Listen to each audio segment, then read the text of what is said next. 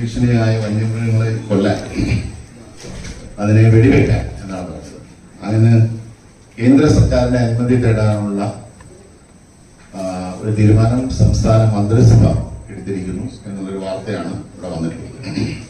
വന്യജീവി സംരക്ഷണ നിയമം 1972 അതില് സംസ്ഥാനത്തെ ചീഫ് വൈൽഡ് ലൈഫ് വാർഡന്മാർക്ക് ഇത് സംബന്ധിച്ച് തീരുമാനമെടുക്കാനുള്ള അധികാരം 72 വന്യജീവി സംരക്ഷണ നിയമത്തിലെ സെക്ഷൻ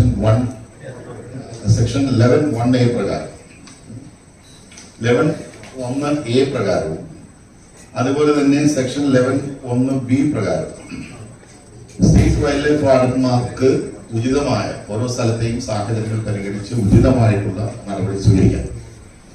ഇത് രേഖാമൂലം കത്ത് അദ്ദേഹം എനിക്ക് തന്നിട്ടുള്ള കത്തിന്റെ കോപ്പിയാണ്. ഇത് നമ്മൾ ഈ വിഷയം ലോക്സഭയിൽ റൈസ് ചെയ്യുന്ന പശ്ചാത്തലത്തിൽ വീണ്ടും കേന്ദ്ര ഗവൺമെന്റ് സംസ്ഥാനത്തിന് കൊടുത്ത നിർദ്ദേശമാണ്.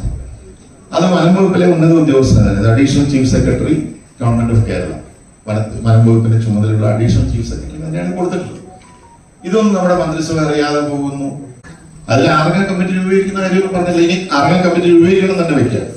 ഞാൻ ചോദിക്കുന്നത്, ഈ കമ്മിറ്റി രൂപീകരിക്കേണ്ട എപ്പോഴാണ്? നാട്ടിലിറങ്ങി മൃഗം അറ്റാക്ക് ചെയ്തതിനു ശേഷമാണ്. നമുക്കറിയാമല്ലോ ഈ സംസ്ഥാനത്ത് എവിടെയൊക്കെയാണ്, ഞാൻ പറഞ്ഞത് നേരത്തെ 200-ഓളം പഞ്ചായത്തുകളെ ഹോട്ട്സ്പോട്ടുകളായി കണ്ടെത്തിയിട്ടുണ്ട്. സ്ഥിരമായി വന്യമൃഗ ആക്രമണ ശല്യമുണ്ടാകുന്ന മേഖലകളുണ്ട്. അതുമായി ബന്ധപ്പെട്ടുകൊണ്ട് ഈ പറയുന്ന പ്രസ്തുത ആർഗൻ കമ്മിറ്റി, ആ കമ്മിറ്റി നേരത്തെ രൂപീകരിച്ച് വെക്കണം. ആ കമ്മിറ്റി കൂടാതെ ഇന്നിപ്പോ നമ്മള് ഇതുപോലെ യോഗം നോട്ടീസ് അയച്ചൊന്നുമല്ല നമ്മുടെ യോഗം കൂടാതെ നമുക്ക് ഓൺലൈനായിട്ട് പെട്ടെന്ന് കൂടാമല്ലോ. ഒരു ആനയുടെ അല്ലെങ്കിൽ ഒരു കടുവയുടെ മൂവ്മെന്റ് അറിഞ്ഞാൽ ആ കമ്മിറ്റി നിലവിലുണ്ടെങ്കിൽ ആ കമ്മിറ്റി അംഗങ്ങൾക്ക് 6 പേർക്ക് പെട്ടെന്ന് തന്നെ ഓൺലൈനായിട്ട് യോഗം ചേർന്ന് ഒരു തീരുമാനം പെട്ടെന്ന് എടുത്ത് ആ തീരുമാനത്തിന്റെ അടിസ്ഥാനത്തിൽ വൈൽഡ് ലൈഫ് ഗവൺമെന്റ് തീരുമാനം എടുക്കാൻ പാടില്ലേ? നമ്മളിത് എനിക്ക് മനസ്സിലാകുന്നില്ല. ഞാൻ ഇതിനകത്ത് ഒരു രാഷ്ട്രീയം വെച്ച് പറയല്ല. എന്തുകൊണ്ടാണ് ഇതിങ്ങനെ ലാക്കോ കുറ്റവും കൂടി കാണുന്നത്?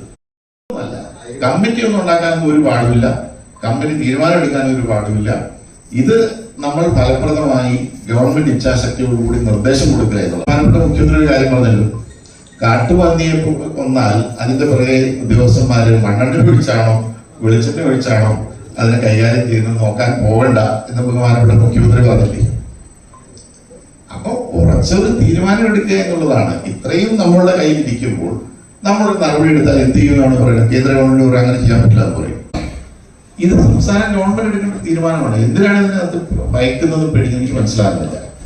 ഇത്ര കൃത്യമായി കേന്ദ്ര ഗവൺമെന്റ് പറഞ്ഞിരിക്കുന്നു, ഇത് സംസ്ഥാന തലത്തിൽ സംസ്ഥാനത്തെ ചീഫ് വൈൽഡ് ലൈഫ് വാർഡന് അധികാരമുണ്ട് എന്ന് പറയുമ്പോൾ ആ വൈൽഡ് ലൈഫ് വാർഡനെ ഡയറക്റ്റ് ചെയ്യേണ്ടത് ആരാണ്?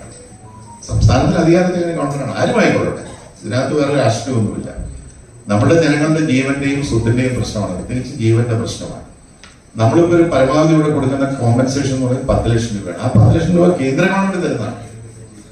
സംസ്ഥാനത്തിന്റെ ഒരു വിഹിതം എന്ത് എന്നുള്ളതിനെ കുറിച്ച് ഇതുവരെ കൃത്യമായിട്ടൊന്നും പറഞ്ഞിട്ടില്ല. കേന്ദ്ര ഗവൺമെന്റ് പ്രോജക്ട് എലിഫന്റ് പ്രോജക്ട് ഐഡിന്റെ ഭാഗമായി കൊടുക്കുന്ന സാമ്പത്തിക സഹായം ഉപയോഗിച്ചാണ് ഈ 10 ലക്ഷം രൂപ അവർ കൊടുക്കുന്നത്. അതുപോലും കൃത്യമായി കൊടുക്കാറില്ല, പലപ്പോഴും അത് കൃത്യമായിട്ട് കൊടുക്കാറില്ല. അപ്പൊ ഇപ്പോൾ ഈ വൈകി വന്ന ഈ ഒരു വിവേകം അത് എന്തുകൊണ്ട് എന്നുള്ളത് സ്വാഭാവികമായും ചോദിക്കേണ്ടതായിട്ടുണ്ട്. നിലമ്പൂർ എന്ന് പറയുമ്പോൾ നമുക്കറിയാം മലയോര മേഖലയാണ്.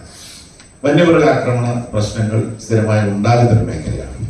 അപ്പൊ അവിടെ ഈ ഇലക്ഷനിൽ വളരെ ഗൗരവപൂർണമായിട്ടുള്ള ചർച്ച വരാവുന്ന ഒരു വിഷയം എന്നുള്ള നിലയിൽ ഇപ്പൊ പെട്ടെന്ന് മന്ത്രിസഭാ യോഗം ചേർന്ന് ഇങ്ങനൊരു അഭ്യർത്ഥന കേന്ദ്ര ഗവൺമെന്റിന്റെ മുൻപാകെ നടത്തുക എന്ന് പറഞ്ഞാൽ വീണ്ടും കൈവഴിയാണ്. ഞാനിപ്പോ ഇലക്ഷൻ ആയതുകൊണ്ട് ഇങ്ങനൊരു കാര്യത്തിൽ നടപടി സ്വീകരിക്കണ്ട എന്ന് പറയല്ല. പക്ഷെ ഇപ്പോഴും ഇത് കേന്ദ്ര ഗവൺമെന്റ് ഉത്തരവാദിത്തമാണ്, ഞങ്ങൾക്കൊന്നും ചെയ്യാനില്ല, ഈ നിയമം ഭേദഗതി ചെയ്യണം എന്നുള്ള ആ സ്ഥിരം പല്ലവി അത് വീണ്ടും ആവർത്തിക്കുന്നത് വളരെ നിർഭാഗ്യകരമാണ്.